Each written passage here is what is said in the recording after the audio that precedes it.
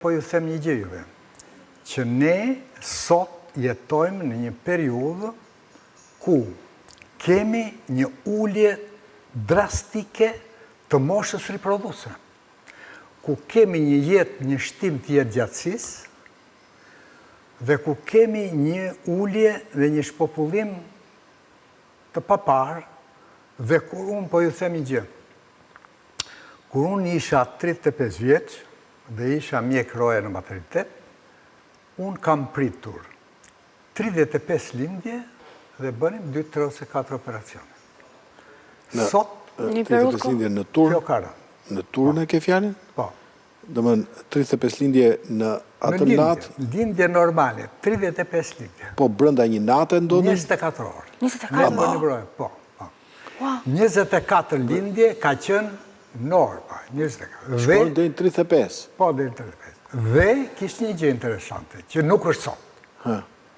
Që këto lindje ishin 23, 25, 28, 29, maksimalja 30. Dhe ma poshë moshës 30 vjeçare.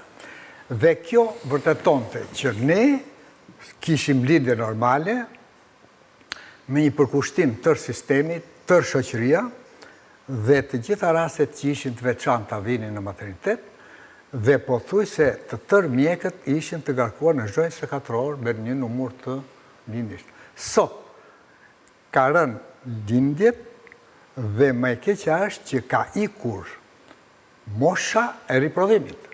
Njeriu ka vitalitetin, ka energjin, ka forcën, ka metabolizmin në një moshë të caktuar.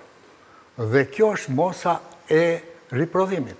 Kur mbaron riprodhimi, ka shumë kafsh dhe bim që marrin fund, ju ikën jeta.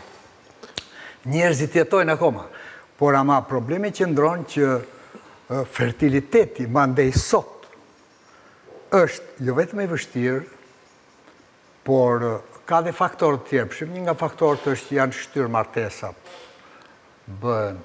kërkohet të ketë punën, të ketë shkollën, të ketë karierën. Kapitalizmi quhet. Dhe shtatëzania lihet në fund, dhe kur kërkohet, pastaj nuk gjendet është e vështirë.